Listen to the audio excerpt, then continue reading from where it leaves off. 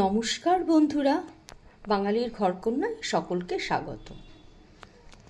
নবরাত্রি শুরু হয়ে গেছে, সেই কারণেই আমি আজকে একটা মিষ্টি বানিয়ে নিয়েছি।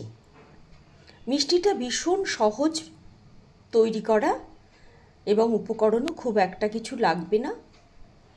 ঘরোয়া যে উপকরণগুলো আছে মোটামুটি সেইগুলো দিয়েই প্রায় করে নেওয়া যাবে। আমি এখানে একটুখানি ফাঁকিবাজি কাজ করেছি, সেটা হচ্ছে খোয়া ক্ষীর ব্যবহার করেছি। তোমরা চাইলে দুধটা মেরে ক্ষীর বানিয়ে এইটা বানাতে পারো। আমি এখানে নিয়ে নিয়েছি হাফ কাপ চিনি। চিনিটাকে খুব ভালো করে গুঁড়ো করে নিয়েছি। এই চিনিটা আমার এই মিষ্টির কাজে লাগবে। আর এখানে নিয়ে নিয়েছি 250 খোয়া ক্ষীর।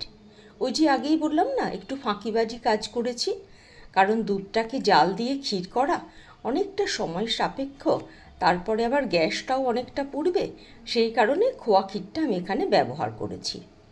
খোয়া ক্ষীরটাকে আমি ভালো করে গ্রেট করে নেব। পুরোটাকেই আমার কাজে লাগবে, সুতরাং পুরোটাই আমি আস্তে আস্তে এই একইভাবে গ্রেট করে নেব।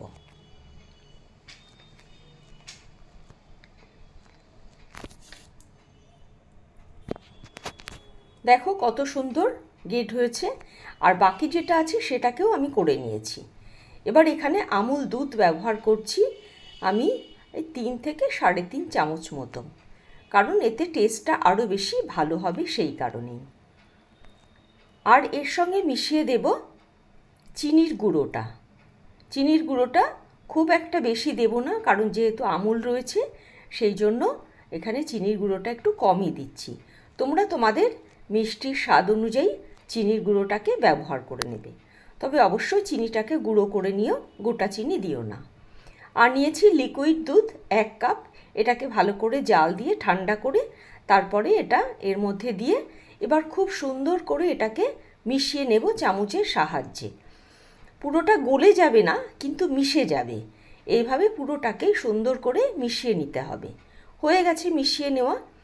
এবার গ্যাসে কড়াই বসিয়েছি, আমি এখনও গ্যাসটাকে ধরাইনি, তার আগে মিশ্রণটাকে এর মধ্যে ঢেলে দিচ্ছি। গ্যাসটাকে এবার ধরিয়ে দিয়েছি, আর এই মিশ্রণের মধ্যে দিয়ে দিলাম 1 টেবিল চামচ গোলাপ জল। তাহলে মিষ্টির সেন্টটা বা গন্ধটা খুব সুন্দর হবে। এবার দেখো এইভাবে কিন্তু একদম কন্টিনিউয়াস নাড়তে হবে, একটু থামলে হবে না, কন্টিনিউ নাড়তে হবে, না হলে পরে পোড়া লেগে গেলে একটা গন্ধ আসবে, যেটার মিষ্টির স্বাদটাই কিন্তু সম্পূর্ণ নষ্ট করে দেবে। ঠিক এইভাবেই একইভাবে নেড়ে যেতে হবে। আমি তোমাদের কিছুক্ষণ অন্তর অন্তর দেখাচ্ছি যে ঘনত্বটা কতটা বেড়ে চলেছে।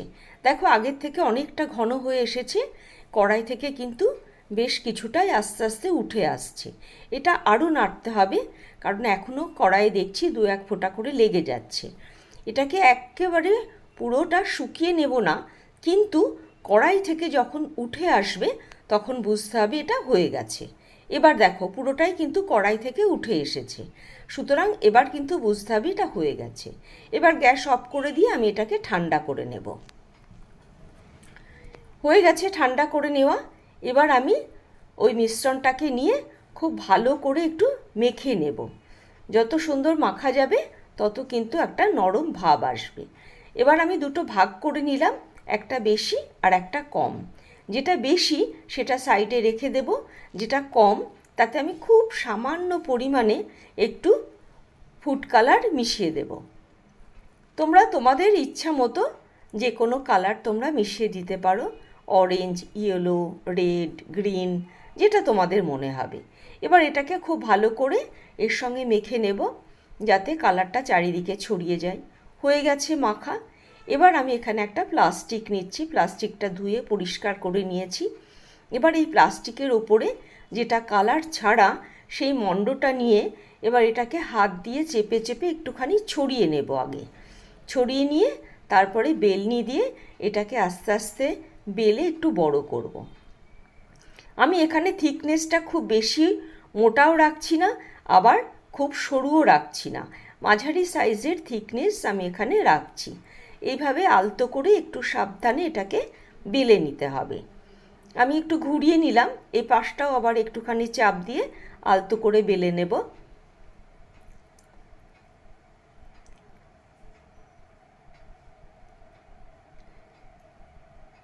এবার দুদিকটা একটু চেপে চেপে দিলাম, তাহলে পরে মাথাগুলো একটুখানি সমান হবে, সেই জন্য। হয়ে গেছে, এবার এটাকে পাশে রেখে দেব। এবার আর একটা প্লাস্টিক নিয়ে নিচ্ছি। লাল রঙের যে লেচিটা রয়েছে, এবার আমি সেটা নিয়ে নেব। ঠিক একইভাবে আগে হাত দিয়ে দিয়ে একটুখানি ছড়িয়ে নেব, তারপরে বেলনি দিয়ে এটাকে আবার পূর্বের মতোই বেলে নেব। ঠিক ওইভাবেই একটু আস্তে সাবধানে বেলে নিতে হবে। হয়ে গেছে এটা বেলে নেওয়া। এবার কালার ছাড়া যেটা, সেটা আমি নিয়ে আসলাম, আর এই কালার যুক্ত যেটা, সেটা এর উপরে বসিয়ে দিলাম। ঠিক এইভাবে দেখো। এবার এই প্লাস্টিকের সাহায্যে খুব সাবধানে একটু ধৈর্য ধরে এটাকে রোল করতে হবে। খুব একটা কঠিন কাজ না, শুধু একটু ধৈর্য ধরে একটু ধীরে ধীরে এটাকে সাবধানে রোলটা বানাতে হবে। আমি ঠিক এইভাবেই আস্তে আস্তে দেখো কিভাবে বানাচ্ছি, তাহলেই তোমরা বুঝতে পারবে। এটাকে এইভাবে ঘুরিয়ে ঘুরিয়ে রোলটাকে তৈরি করে নিতে হবে।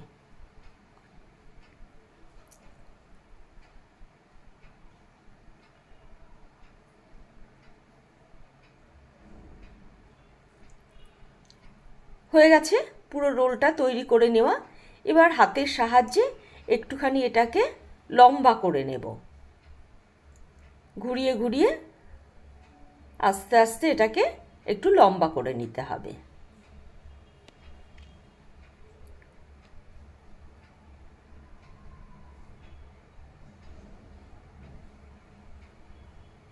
এই মিষ্টিটা এত সুন্দর তৈরি হয়, দোকানকেও হার মানিয়ে দেবে। আমরা ছোটোবেলায় এই মিষ্টি কিন্তু দোকান থেকে কিনে খেতাম, কিন্তু এটা যে তৈরি করা এত সহজ সেটা আগে জানতাম না।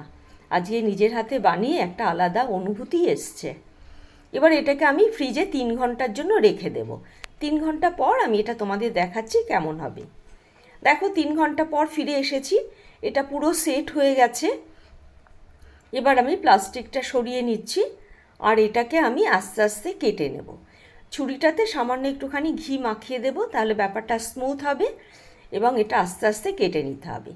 এটা 1/2 ইঞ্চি তোমরা এর যে থিকনেস সেইটাকে রাখবে, সেইভাবে আস্তে আস্তে এটাকে পুরো কেটে নিতে হবে। আমি এইভাবে পুরো রোলটাকেই কেটে নেব। দেখো তোমরা এই মিষ্টি নিশ্চয়ই মিষ্টির দোকানে দেখেছো বা খেয়েছো। তোমরা কি নামে এটাকে জানো আমি জানি না, তবে আমরা রোল সন্দেশ বলেই কিন্তু কিনতাম। দেখো কত সুন্দর হয়েছে। সকলকে অনেক ধন্যবাদ আমার ভিডিওটা পুরো দেখার জন্য। যারা আমার চ্যানেলে নতুন এসেছো, আমি তাদেরকে অনুরোধ করব অবশ্যই একটা লাইক, শেয়ার এবং সাবস্ক্রাইব করে দিও। যারা অলরেডি করেছো তাদেরকে অসংখ্য ধন্যবাদ। যারা ফেসবুক থেকে দেখছো তাদেরকে অনুরোধ করব আমার পেজটা একটু ফলো করে দিও। সকলে ভালো থাকবে, সুস্থ থাকবে, আর আমার ভিডিও দেখে অবশ্যই তোমরা মতামত দেবে কার কেমন লেগেছে এবং কে কোথা থেকে দেখছো। আজকের ভিডিও তাহলে এখানে শেষ করছি। আবার দেখা হবে নতুন আর একটা ভিডিও নিয়ে, নতুন আর একটা পর্ব নিয়ে।